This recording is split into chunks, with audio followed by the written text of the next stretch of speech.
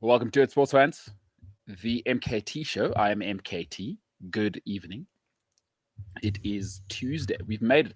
We made it till the 13th of October, huh? Good job. Solid. Well done on staying alive and all of that.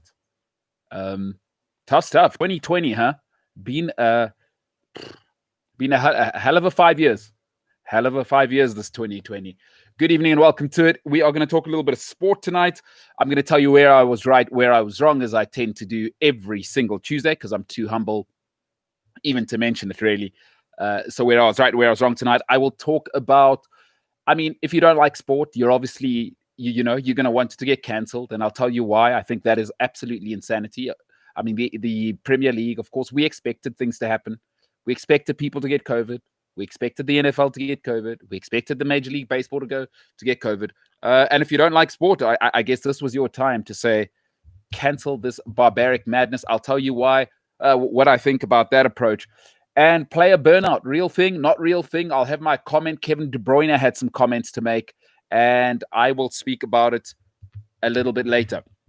So looking forward to getting into all of that. Good evening. Let's get into it. I'm going to get into where I was right, where I was wrong. Where I was right. Look, the Leo Messi thing, I said from the beginning, there's no ways he's going anywhere. Smart people make smart decisions constantly. The great Warren Buffett line is he doesn't mind making a mistake. What he doesn't want to do is have disasters in his life. LeBron James, Michael Jordan, every single Tiger Woods, every single person who has had greatness come upon them has made incremental, good to great decisions over 10 to 15 years. Leo Messi's no idiot. He's at Barcelona. He understands what it means for the rest of his life. There is no ways he's poisoning that. Well, I said it from out front. I was dead right. All he wanted to do was to have a flex. And he knew now that as soon as he flexes his muscles, La Liga gets involved. La Liga probably puts some pressure on Barcelona we got to keep this guy happy. We just lost Gareth Bale. We just lost Cristiano Ronaldo. We are struggling against the Premier League. We are absolutely bleeding when it comes to viewing numbers versus the Premier League. And of course, with Ronaldo going to Italy, we cannot have it now. Zlatan's just come back to Italy. Another world draw card. We're struggling. It's tough. Captain America, he's just joined Chelsea, and the Americans are all over Chelsea and the English Premier League at the moment. Said it from the beginning, all Leo Messi wants now is to cement the legacy. And when you get to that level, is what do you want? You want ultimate power. He was never going to leave. I was dead right. And I said to you, what they're going to do now, Dutch coach, Dutch players, La Masia, go look at the signings they've made. Who they're trying to get rid of? Dembele, all these guys that aren't it.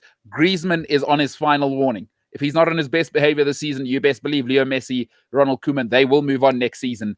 Barcelona, the greatest development factory on planet Earth. Dead right there. Where I was wrong, Mikel Arteta, I think it is very clear now that Arsenal, although purely because of talent, maybe 5 years behind, it's systematic in terms of losing and not being on the level. They're probably 5 years behind. Right? Arsenal are 5 years behind the cycle. So they definitely won't win the title within the next 5 years. What they will do, though, is be somebody to be reckoned with within 2 or 3 windows. When you do things, why they get troubleshooting, why they get new CEOs into places, why it takes the 2 to 3 years, is it's not just about implementing your system when you go somewhere. It's about getting 2 things out. The dead wood, which is the physical people that are either not up to the task or not willing to pivot and change to your system. That's number 1, right? But then what you need is to instill the mentality of losing is unacceptable. And that can take, who knows how long that can take. Now, people might say, oh, Arsenal won the FA Cup. The FA Cup's not it, right? Mikel Arteta needs to raise standards of winning right up there. Now, that's not coming from Stan Kroenke because already the fans are disconnected and nobody loves the Kroenkes. Even if he invests, the relationship is too burnt. What you need is somebody inside the club to come and reinvigorate.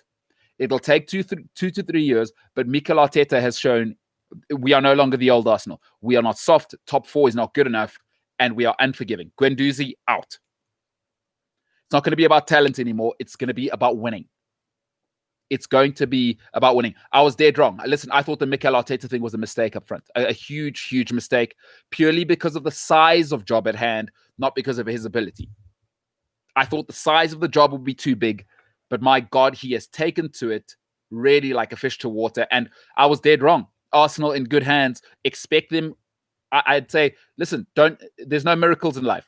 There are no miracles in life. Expect it to take about 5 years, but over the next 5 years, expect to see an Arsenal that resembles from 1999 to 2003.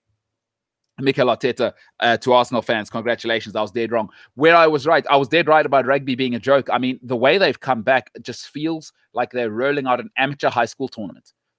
It's been absolutely embarrassing. It's so disjointed. Is the Springboks are over there? They're doing rugby unlocked. The Southern Hemisphere nations, all of a sudden, there's a Bledisloe Cup, which used to be part of the, it sort of used to matter because you'd have it as a part of the rugby championship. But there's a disjoint now between that. There's clearly a split. Listen, what's good for the goose is good for the gander. This is what the NFL understands. This is what the NBA understands. This is what Major League Baseball understands. And largely speaking, it's what European football understands. For New Zealand, Australia, and South Africa to be operating in silos like this shows me it's like a bunch of babies. It is a bunch of babies. What they don't understand is they are a tiny, tiny, minute sport which nobody in the world cares about unless you live in South Africa and Australia. New Zealand's got 5 million people. It is not a market, people. The All Blacks are great, but they are not a market. If you want to grow your sport, you cannot have a nation of 5 million people or whatever it may be.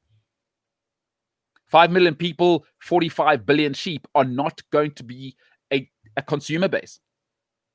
And if you operate like this, this is how you operate as what they call a mom and pop shop, or what we in South Africa call a spaza shop. You've got to franchise. They don't get it. I was dead right. I'm sorry. Southern Hemisphere rugby and rugby at large is a joke. The only ones that seem to get it is top 14 rugby. The rugby level's not great, but they've given it to billionaires, and it's a great product. They're attracting some of the best players in the world. Although past their peak, they seem to get it. Let billionaires run the league. They'll turn it into a big product, and you can see where top 14 is headed. I was dead right. It's amateur. Rugby, you're amateur. International rugby, IRB, you should be embarrassed. It's shocking. The rollout was absolutely embarrassing. And you know what the polarity is? It's the NFL. It's Major League Baseball. The NBA had its finale. LeBron James wrapping up number 4 with the LA Lakers. Look how beautifully that was done in impossible circumstances. In a nation where it is impossible to do anything in difficult circumstances, the NBA, big numbers. Rugby, absolute joke. Listen, where I was wrong, I didn't think, having said that, I didn't think Major League Baseball, and I was dead wrong here, is I didn't think Major League Baseball would make the playoffs. You had the Marlins situation. I mean, you just had an embarrassment of things going wrong with Major League Baseball. And remember, I thought it's the dying sport. Of all of them, it is the dying sport. It's America's pastime, yes, but that's a name only. It is dying. It's suffering in terms of numbers. They saved it in terms of no bubble because obviously they needed to play in the local markets. That's where a large chunk of income comes for baseball, is the local media, not the national media, unlike the NFL and the other sports. But they did it. Remember, baseball money, it is all about getting to the playoffs. Regular season, although it is 162 games long, which is just ridiculous in a regular season, it actually doesn't matter.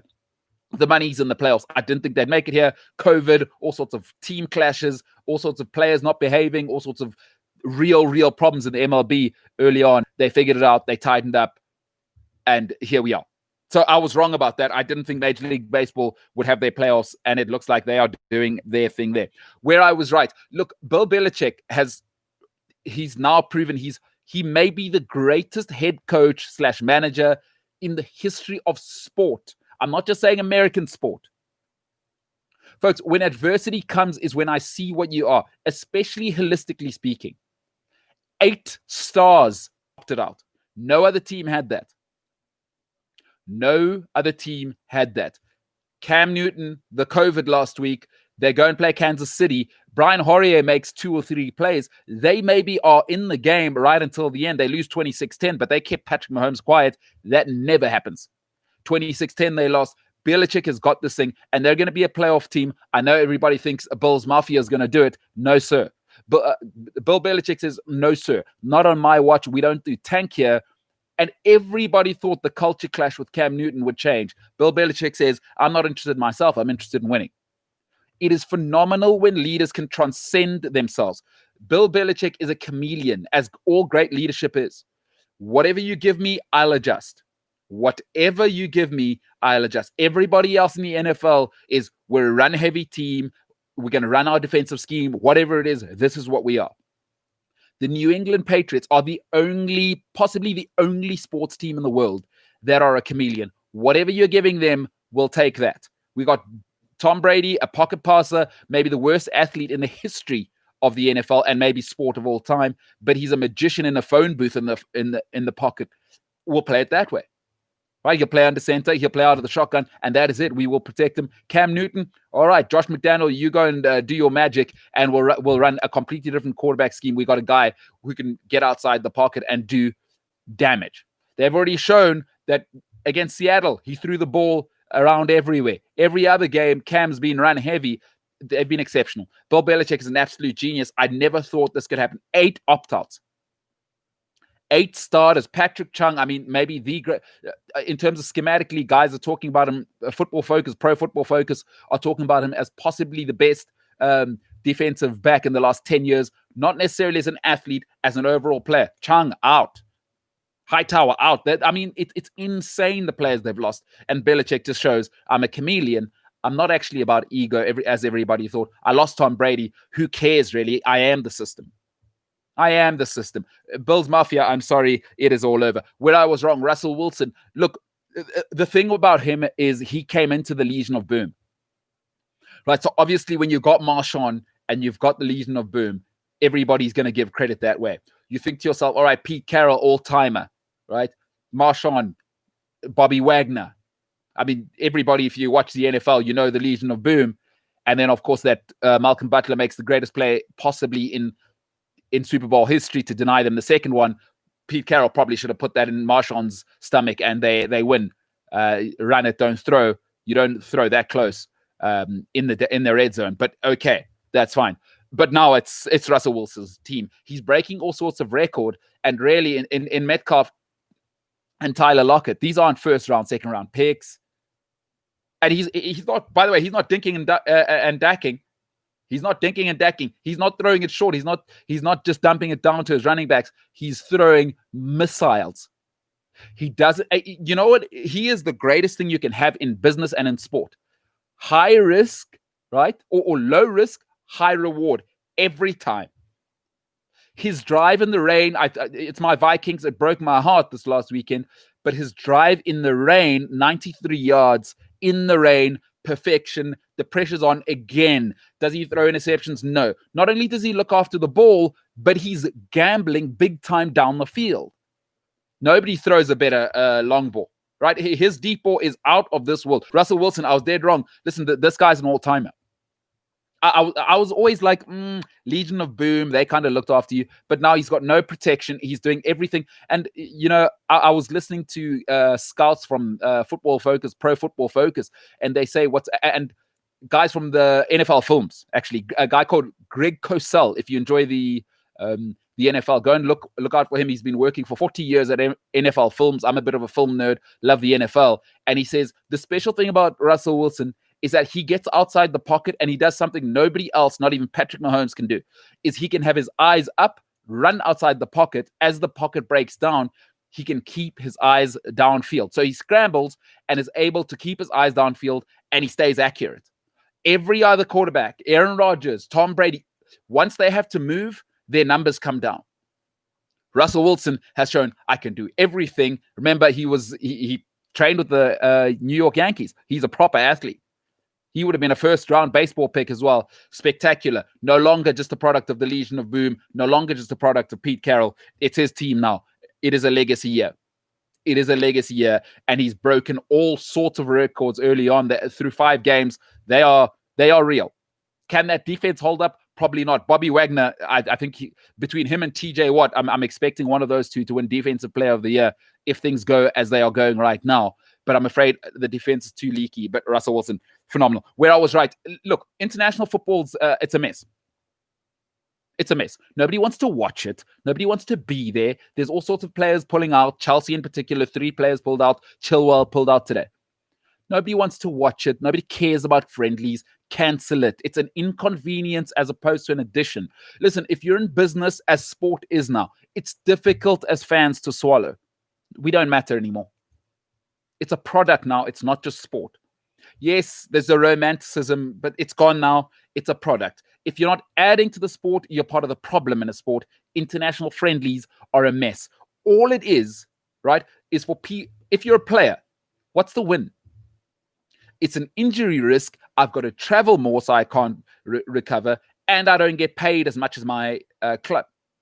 What is the benefit for somebody who has got, on average, between 5 and 7 years in a career? What is the benefit for players? And if you're a club, which is the people that keep international football alive, what is the benefit for you? It's an injury risk. You don't know their doctors. You don't know their protocols. And look, I hate to say it. I live in Africa. Guys are playing on pitches in Africa. What's the medical attention like? If you're in Africa, I mean, like, if I'm a club in Europe, it's a nightmare for me. Now, of course, there are rules imposed, and the last case I remember was Claude Makelele, where he wanted to retire from international football. Didier Deschamps put his foot down.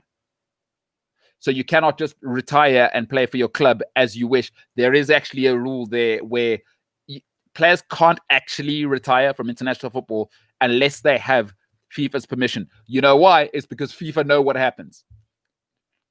Whoever pays you, the old adage, whoever pays, he who pays the piper plays the tune. They understand that players just want to play club football.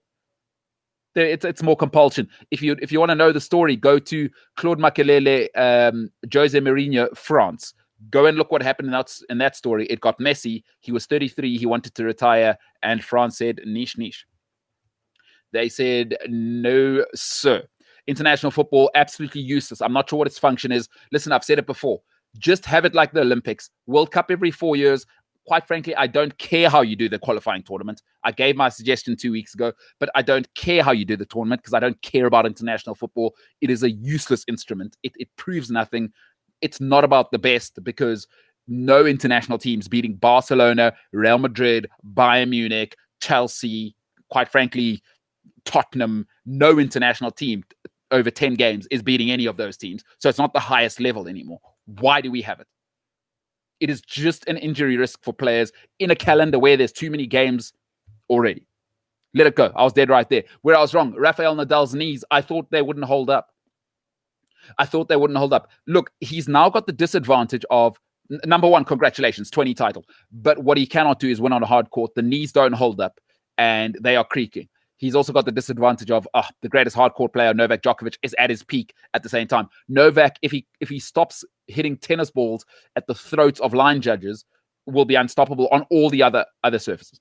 He's unstoppable anywhere where there's any sort of pace on the ball. Novak's unstoppable, right? He's the greatest hardcore player of all time. There's no argument. It's not even close. But I was dead wrong. Listen, Rafa's knees held up. I thought that style, that all-action style, there's no ways he gets to 20. Well, longevity personified. Now, is he the greatest of all time? I don't think he's in that conversation. It's lopsided. He wins too much at Roland Garros and hasn't spread the love everywhere else. It's 30, so he's only really got 7 other majors. I need a bit of versatility there. I mean, we can talk about who's the greatest, but he's great. 20 titles now.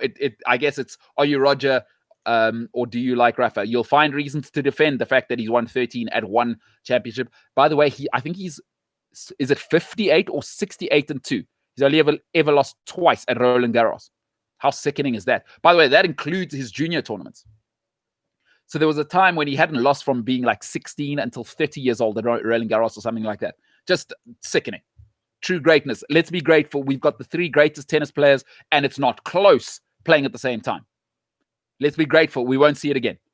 I've watched the new kids. I grew up in a tennis home. My father was huge on tennis. Been watching tennis forever. We're never going to see this again. We got to be grateful right now. We had Kobe Bryant, LeBron James, Tom Brady in our time. Then we had Novak, Roger, Rafa at the same time. Rafa Nadal. Listen, I'm a Roger guy, but it's undeniable now. True greatness. We are in the presence of greatness. 20 titles, 13 at Roland Garros, unmatched, king of clay. I was wrong. Didn't think he'd hold up. I was dead wrong. Congratulations. Muy buen. Muy bueno, Rafa Nadal. Where I was right. When I said it to friends 2 years ago, when LeBron James came to the LA Lakers, he wasn't coming to retire. The problem is most of us will never be great at anything. We'll never. So we don't understand the price you must pay to be great. By the way, once you become great, it's not about the money anymore because LeBron James has nothing left to prove. For many of us, he's already the greatest basketball player of all time. I don't have that argument. But you get to a stage where 3 titles, all the money in the world, he's the most successful basketball player in terms of the corporate structure of things. Nobody's been close to LeBron James. He owns everything. He owns all of his IP. No other American sportsman has ever had the type of control LeBron James has. Nowhere has anybody had the economic success that is his, and he's still playing. Tiger Woods, slightly different story. That was all corporate. LeBron James, largely, he has been the chosen one since he was on the SA Sports, or he was on Sports Illustrated cover at 16 as the chosen one. Never controversial, never a down moment, brought up in a home without a father. I was dead right. I said when he moved to LA, he's coming to win. And people have found every excuse. Oh, he didn't play the Clippers. The West wasn't as strong. Golden State broke down. So what? LeBron must now go and win and also make sure that every single other problem he takes care of as well. Everybody said, oh, he's winning in the East. The East is the least. And then he comes to the West and flattens the West as well. Come on, people. When you're great, and when he came to LA Lakers, he's not coming on holiday. He sets the benchmark for himself. There's no ways a guy like that needs outside critics. He's his own biggest critic. Don't you worry about it. Love or hate LeBron James. That is greatness personified. When he came to LA, listen, the greats, it is a price you pay every day to be great. The greats do it forever. When he arrived, it's the same old story. It is the same old story. The truth always is. Year 1, struggle. Year 2, thank you. Year 1, struggle, because you know what he has to do? Generally, when he's gone to dysfunction. Where was he drafted? Cleveland. Mess. Had to leave there. Went to Miami. D. Wade taught him how to win. But how did it go at Miami? Year 1, mess. Chris Bosh comes. D. Wade is still kind of, there's a tussle. Year 2, all right. D. Wade says, all right, this guy's an animal. He's a different animal. Let me hand the team over. Title. 2 years, then he takes his talents back to Cleveland. What happened? Dan Gilbert, one of the biggest idiots in sport, as the owner of the Cleveland Cavaliers. What happened? First year back, a bit of a mess. He's with a diva called Kyrie Irving. What happened next season? He beat the greatest team of all time. Year 2, LeBron's consistent. What's happened? Same old thing again. What's happened now? Year 1, mess. Gets injured. Rob Pelinka, it seems, is just a mess. Jeannie Buss doesn't know what she's doing. She's fighting with her brother. The Lakers it's a mess, right? The kids are fighting over, of course, the great Dr. Buss, who created the Laker legacy as it is. LeBron has to come and sort all of that out. Because what LeBron does is, put your egos aside, please. We're here to win. And clearly you guys don't know what you're doing. So Maverick Carter, everybody come in. I'll bring my team. We'll troubleshoot this thing. Year 2, it's a wrap. Folks, what more must this man do? I was dead right. I said, first year, you got to give him a chance to get rid of Lonzo, get rid of Ingram, get rid of the mess. And like I told you at the top of the show, when you come into a new company as a leader, it's not about the physical, right? It's not just about the physical, firing people and getting rid of Deadwood. That's a part of it. Certainly, that's a part of it. But the tougher part is to implement a winning mentality, because not everybody wants pressure. Not everybody works to be successful. Some people work to pay bills. And I'm not saying there's a problem with that. But when LeBron James comes in the room, when Tom Brady comes in the room, you can see he's struggling in Tampa Bay right now. When Cristiano Ronaldo comes in the room, the temperature changes. You've been in a sauna with people. Some people after 2 minutes, I'm out. LeBron James turns the heat right up, and it stays there. What happened to Jimmy Butler? Burnt out. Jimmy Butler had one game that LeBron has been having in every single playoff game that he's ever had. One game, finished. Jimmy Butler was finished. He was absolutely finished in game 6. He was nowhere because in game 5, he had played the game of his life. That's the basement for LeBron James. That's not a great performance. What Jimmy Butler did, and I love Jimmy Butler, by the way. I've seen an absolute animal, and he deserves credit. But that's LeBron James's homeostasis. That's his base level of performance that Jimmy Butler gave you as a career game. I was dead right. He came to win, and the chosen one delivered. He is the chosen one, and he has over-delivered. He was named the chosen one at 16, and he has somehow managed to over-deliver. And if you hate LeBron James, I understand it, because he's very hateable.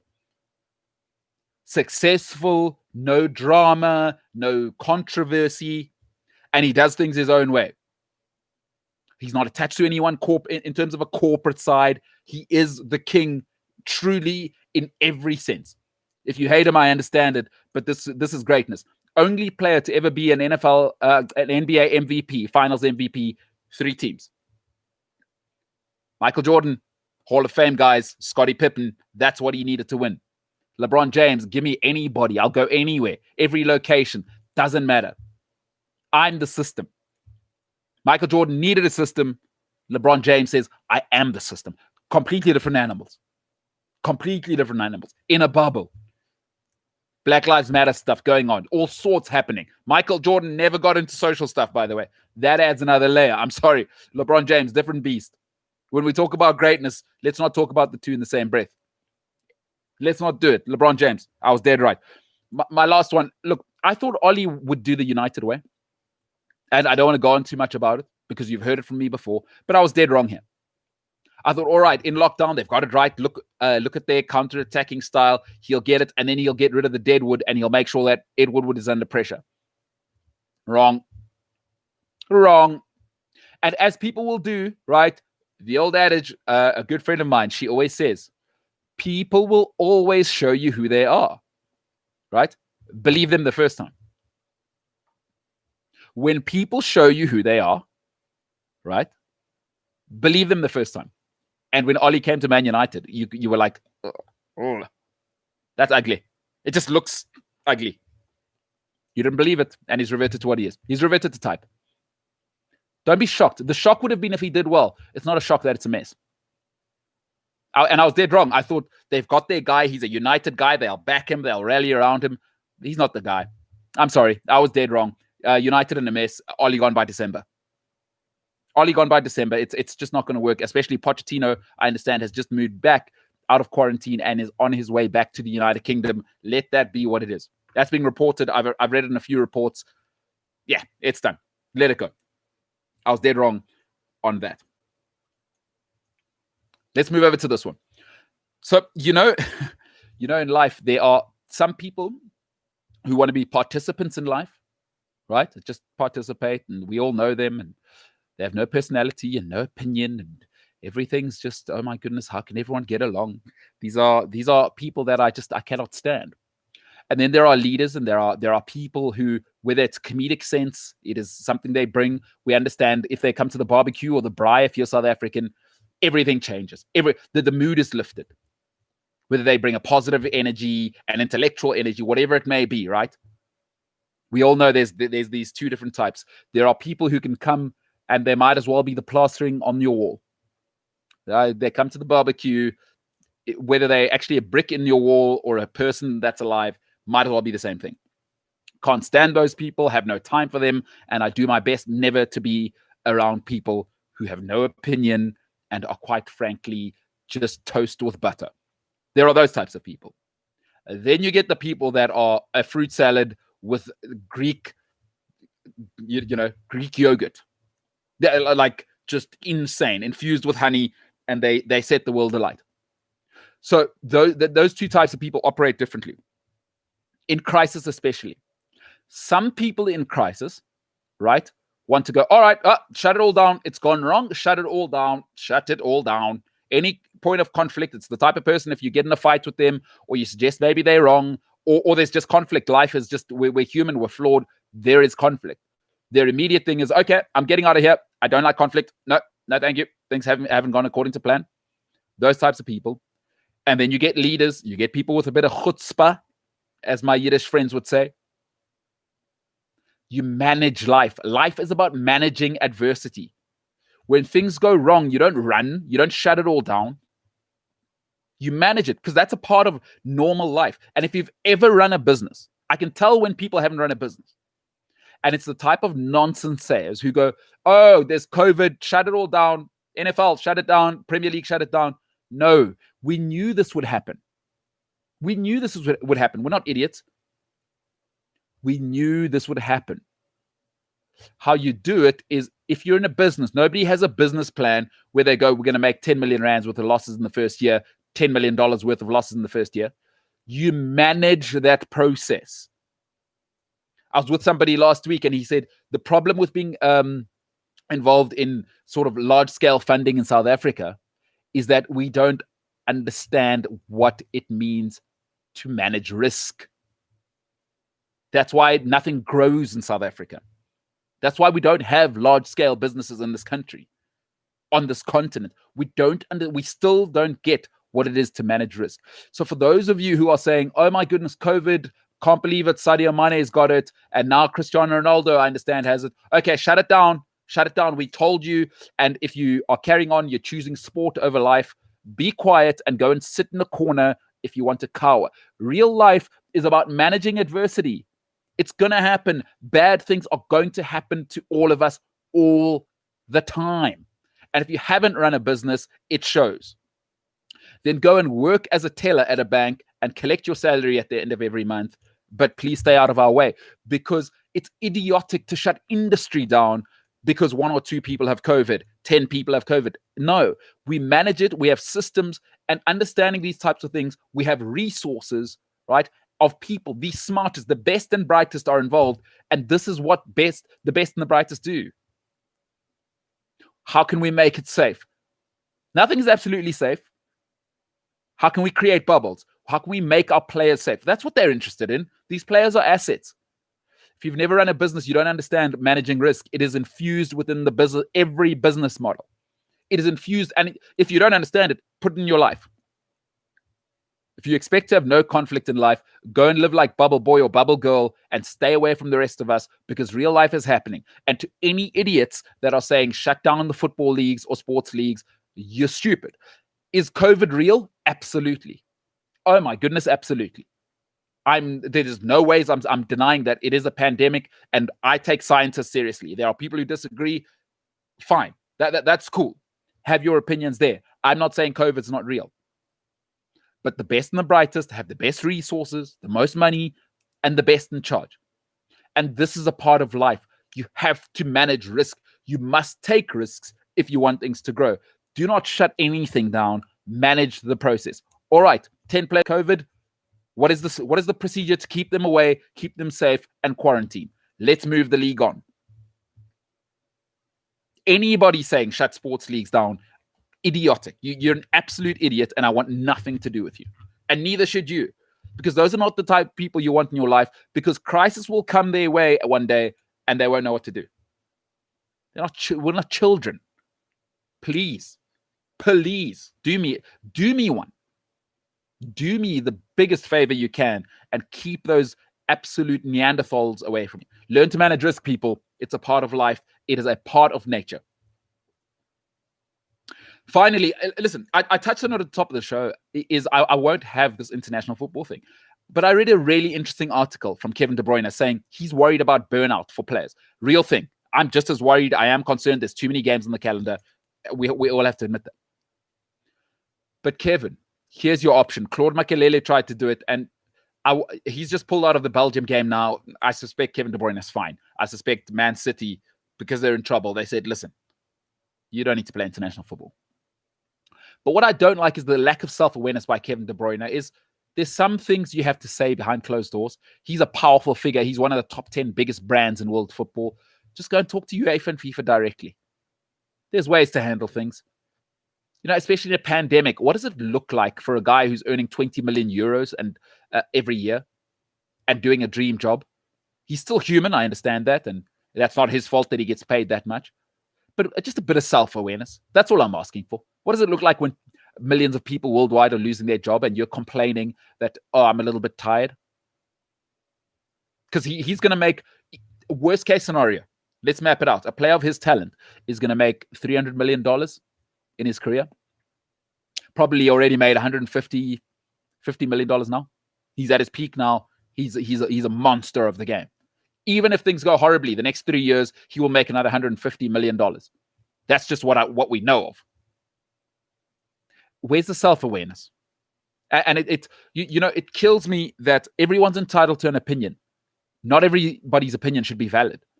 And it kills me the lack of self-awareness for somebody like him. And this is why not everybody should speak. By the way, I'm not a proponent of everyone should be allowed to give an opinion. Just so we're clear. I do not believe in tolerance, number one. And I do not believe everybody should be given a chance to have an opinion. This is why. Because Kevin De Bruyne, you sound like an idiot. You're not a leader. Vincent Kompany would never have said that, whether it's true or not. What does it look like when somebody who earns $20 million a year comes out and says, oh, I'm a little bit tired, burnout, I'm worried about suffering burnout? Say that maybe at the peak of the economy, okay, it lands differently. Situations matter in life, people. Situations matter. Pick your moments. That's why there's only one LeBron James, one Tiger Woods, one Serena Williams. They pick their moments. One Vincent Kompany, one Carles Puyol, one Alex Ferguson. You've got to understand that leadership's not for everybody. And a part of leadership is speaking out. Kevin De Bruyne, somebody needs to muzzle the guy. Lack of self-awareness. There is nothing. And, this gives people ammo to say these brats are overpaid. And by the way, I am not one of those people. I think sportsmen are underpaid, grossly underpaid, because I know the numbers that people generate off their backs.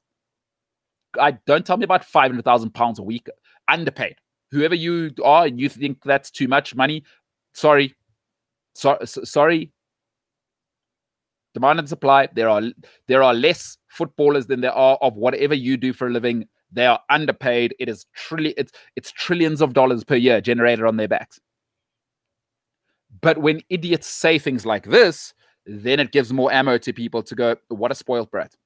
He's gonna live a life 0.01% of human beings will ever know. And he wants to whinge about being a little bit tired in 5 years' time. No good. No good. I'm not happy with that De Bruyne thing at all. And he's a wonderful, wonderful player. But self-awareness. And listen, we live in a society now where sometimes we just have to talk about it. We need to understand. I know there's a huge movement for freedom of speech. Fine. You can talk. Your opinion shouldn't be valid. Not everybody's opinion. Not everybody should be taken seriously. Kevin De Bruyne must just know, I now take him a little less seriously. So no self-awareness. Get the hell out. Doesn't reduce his quality as a player, by the way. But when you speak out, when you go out in public, please expect us to scrutinize. Please understand, now every word you say is around the world, one click. Kevin De Bruyne, get it together, son. Quality player, not much between his ears. Those are my thoughts. Love to know what you think. All right, it is the MKT Show, and we'll wrap up with a few questions. Got Jesse Randlehoff in the comment section. Jesse says, do you think football is getting robotic? It's so tactical. The players are so athletic. Do you think a free-flow type of style like Brazil will come back in fashion? Jesse, very interesting you say that. On the weekend, I saw a good friend of mine who's a Kaizer Chiefs fan. Now, for international viewers, if you don't know, it is the most supported football club on the African continent. And not necessarily the most successful, but the most supported, right? The most famous. You might call Kaizer Chiefs the Manchester United, to give a bit of context, of Africa, and in particular South Africa, the Glamour Boys, they call them. And a friend of mine said the Ernst Middendorp thing, even if Chiefs had won the league this season, he said to me, I would have fired him anyway. Jesse, I think, I'll be on a show that's growing around South Africa very soon, and we will discuss this. I think, Jesse, sometimes people reduce sport to just being sport. And because I love sport, I've always said sport isn't just sport, right? It's not just a thing of knuckleheads. Sport is a part of culture. And what is culture? It is often how you feel about the place you live, and thus you express yourself about where you live. So the type of, not to go into the long grass too much, but where you live determines what type of music you'll listen to, because the weather will determine how you view yourself. The physique of the people from a certain region will determine how they express themselves. So you look at things like capoeira in Brazil, dance in Italy, dance in South Africa. What does our music sound like in South Africa? What does British music sound like? There's a reason for that. It is because sport is culture. And I've always argued that sport is the highest form of expression of culture. Because when you look at high-minded people, right? High-minded society people will always go, oh, it's a bunch of barbarians. And I say this to them. When you go to a play or the opera, because this is what people think, only old stuff where rich people can get involved, only that's culture. And I say to them, football is the working class ballet. But it has exactly the same structures and tenets as anything cultural, right? So let's use ballet or a play, because everybody seems to think, for whatever reason, it's a snore fest. Both are a snore fest, but we can use opera. What's involved there, right? Before you do it, what do? You rehearse. Do sportsmen not rehearse intensely, right? Within that rehearsal, there's choreography, formations, playing patterns, which must be drilled into kids from 6 years old. What do you do with the violinist? What do you do with actors? It takes 10, 20 years to become a great actor. Daniel Day-Lewis isn't an overnight success. Cristiano Ronaldo has been choreographed since he was 6, 7 years old. They are no different. It is an act of culture. So there's choreography, there's rehearsal. And then when they get on the stage, what happens? When an opera singer gets on stage, when an actor gets on stage, there is a stage and there is an observer, which is called fans, right? There are patrons, right? Operas are paid for by patrons. Roman Abramovich is a patron for Chelsea. The model is the same. It is a cultural activity, not purely a barbaric activity. So my point is this. When you say, is it too robotic? Europe, by its very nature, is a clinical place. If you've been to Europe, if you've been to Switzerland, if you've been to England, my God, nanny state of the year. So if you're referring strictly to the football we watch, I think, yes, but it's an expression of British culture, of European culture. What do Europeans pride themselves on, right? Structure, bureaucracy, outcomes, results.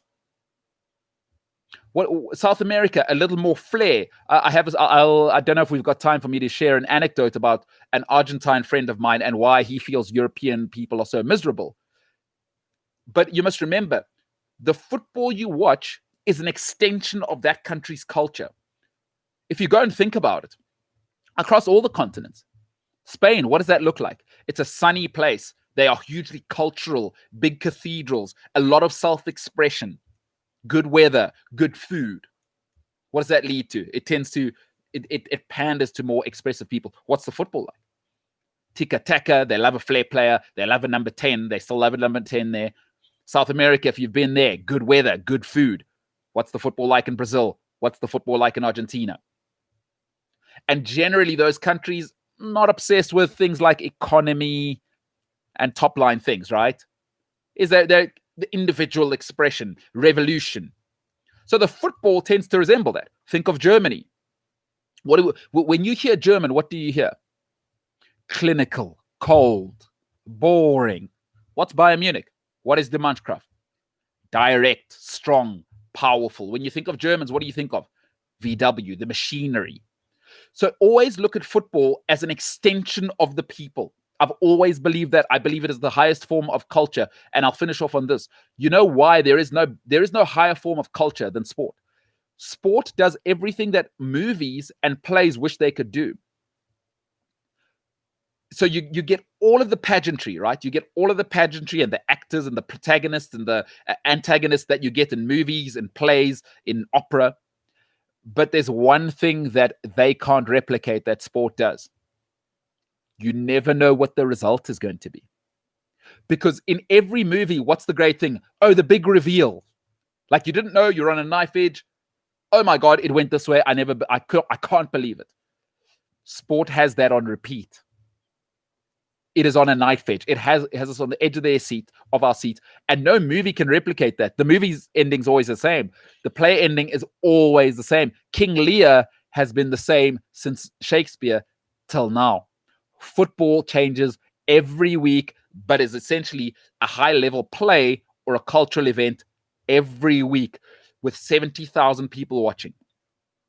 No play, no movie can replicate that in their dreams. So do I think it's becoming too robotic? No. I think it's great because we have the choice. If you don't want to watch European football, don't watch it. Watch South African football has a lot of flair, no end result. It's an extension of what South Africa is, right? You meet South Africans, we're warm, we're kind, we're friendly. Economics, accountability, yeah, so the culture of anywhere in the world, and this has been a terribly boring history lesson, but it is something I'm passionate about. Football is the working class ballet, and if you want to see what a country really is, I always say football is a good indicator. Just go and do the exercise for yourself and tell me I'm wrong. Go and look at Argentina. You look at their society, you look at their football team. Go and look at Brazil. Look at the society, look at their football team. Go and look at England, their society, football team. Spain, society, football team. Go and look at all of those and tell me I'm wrong. Sport, no matter what it is, when it's at the highest level, it is the highest representation of culture possible, no matter what the country is. Is it too robotic? I don't think so, Jesse, because I think what we need to be careful of as sports fans is sport is no longer purely a sport. It's a product. Where there's money, we understand that now. It's no longer what we want it to be. It is a product now. It is outcomes based. There are bottom lines. So too robotic? No, I don't think so. I think it'll always go this way. Every single country will decide, and we'll see it. I mean, you go and watch Bafana play. Are they not an extension of our country? Lovely to watch, lovely to be in, great weather, great beaches, some of the best food in the world. Not so big on top end results. So no, I don't think it's too robotic, and I think it's better than ever. I think it's international. I think even the Europeans can't resist buying a South American. And Sergio Aguero brings a different element that you wouldn't see if he just played in and amongst just Argentine people. So no, I love it. And do I think the Brazil style will ever come back? I think it's still there. I just don't think we get Brazilian football on television. Now, I think that's a different element to, are you asking me, will the Brazil, South Africa, Argentina model ever be more successful than the European one? I do not believe so.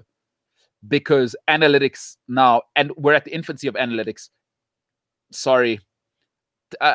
Jesse, I've always said it. I always pick system over talent. If you want to win, if you want to entertain, that's a different argument. If you want to win, no. You need smart people to tell players what to do. So it's a business now. We need outcomes. Will the Brazilian way ever come back and win? No. But it hasn't gone anywhere. Is there a room for the Brazil type of player? Not too many. You can have maybe one a team. Can't have 5. You can't have a whole team of them. Can't have 10 Neymars. But you can win with 10 Aspilicuetas. So difficult question to answer unless I have a bit of context. Will the Brazil way ever win? No. Will the European way continue to bulldoze and win? Yes. It's a business. Because what you need, do you know what you need?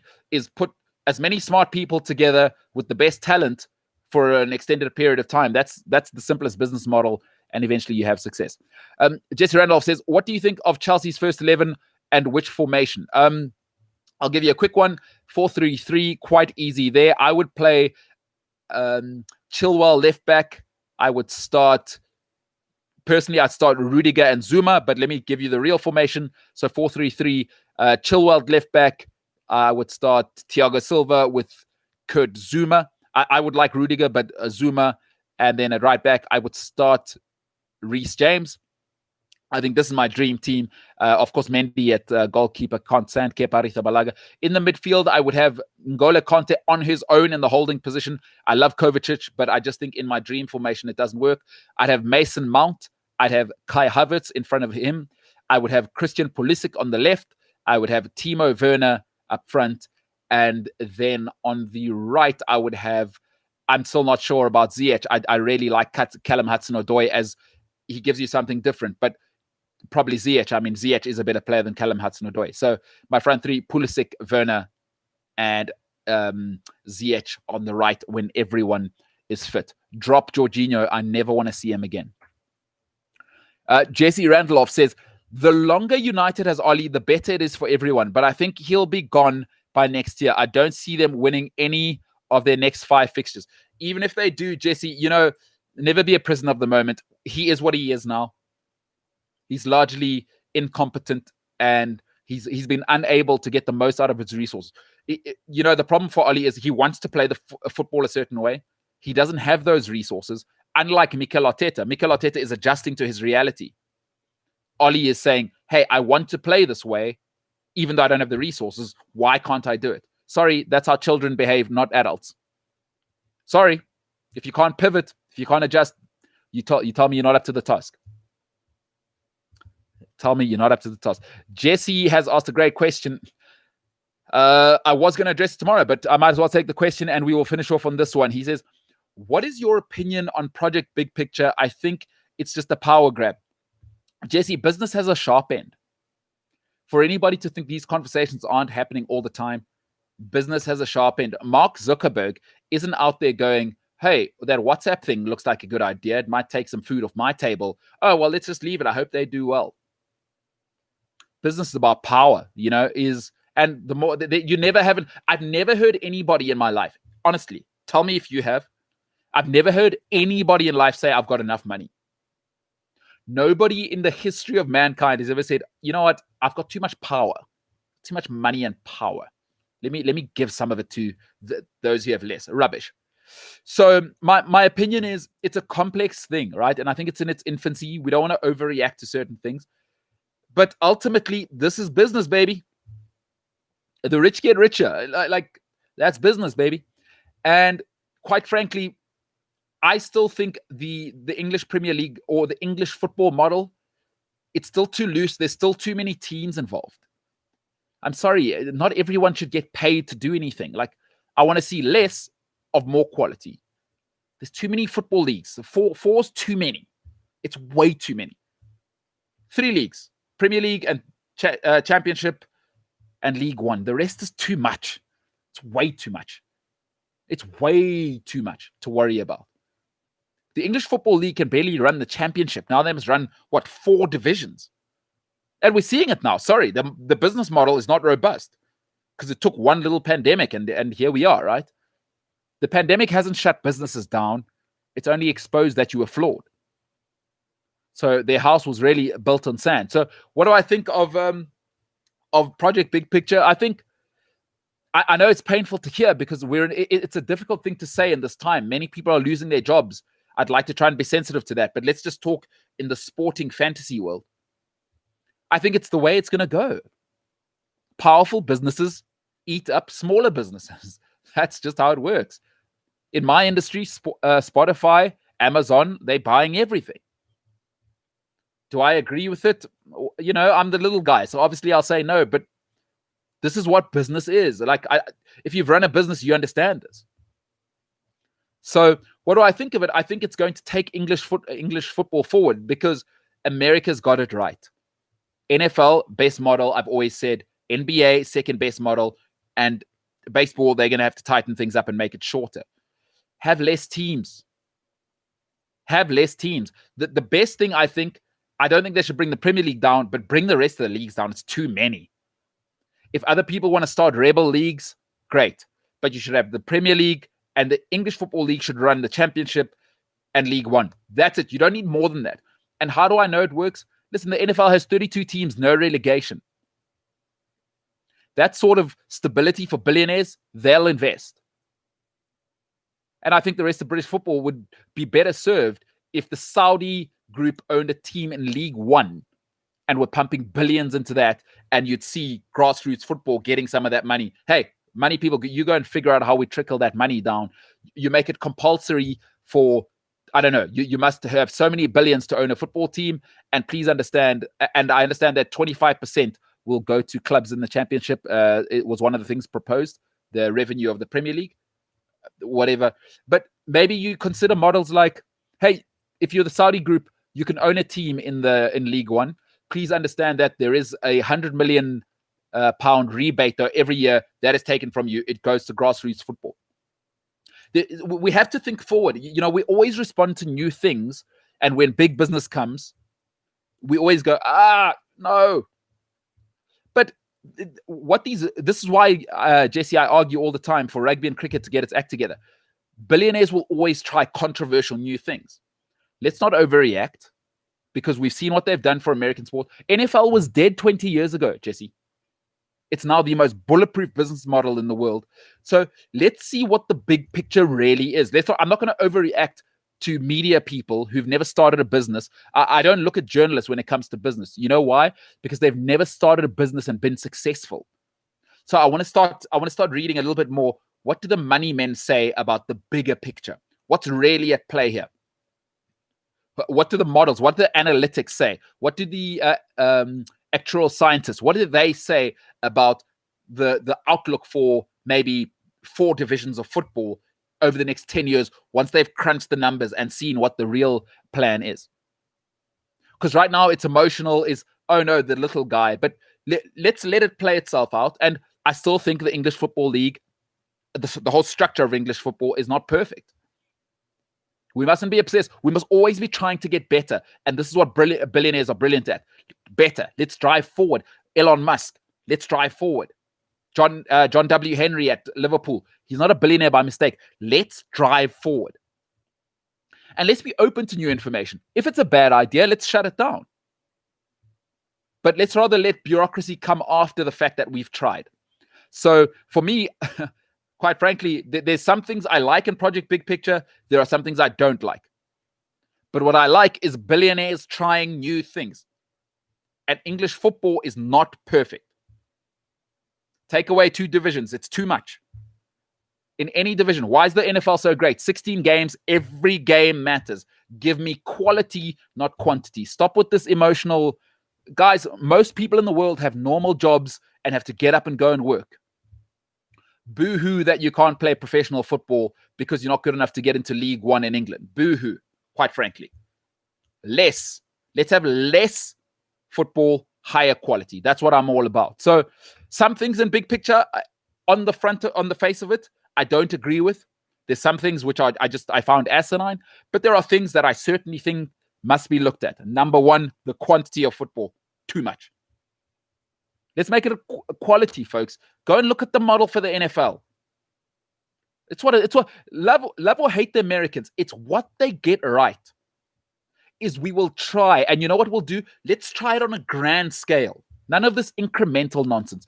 Let's try it on a grand scale. And you know what the beauty of bureaucracy and systems is? We can always pull you back. If the beast gets too big, bureaucracy. I mean, look at FIFA. They thought they were too big. What happened? What happened there? They've been pulled back, right? Bureaucracy came down. The hammer is coming down on FIFA. Sepp Blatter thought he was too big to fail. FIFA thought they were too big to fail. What happened? The hammer came down, and oh boy, did the FBI come down. So, Jesse, my opinion is that let's give it a whirl. Let's give it a whirl. Not everything must be accepted. Remember, it is at its infancy. It's not happening. Let's kick out the bad ideas, but there are certainly some good ideas within that. And I think let's settle down. I work in the technology space. It's the beta phase. We're in beta or beta testing, however you pronounce it. We're just in the testing phase. Let's not overreact. And I'm happy for people to have an opinion, but nothing is certain yet. There are good ideas and there are bad ideas within that. One thing we mustn't do is restrict billionaires from trying new things and driving products forward. Let's be open to change is hard. Change is hard, but I'm a proponent. And Jesse, we'll finish off on this one. Did you see the new ways that Arsene Wenger is trying to change the game? I did see it. I'll finish off on this. I'll give you my opinion before I wrap it up. Is one thing he says is let's get rid of throw-ins. I've always said that. My only thing is we have enough complication in the game. Let's not complicate it anymore. My only thing about throw-ins, right? And by the way, it's not new. Arsene Wenger said this while he was managing some of these things.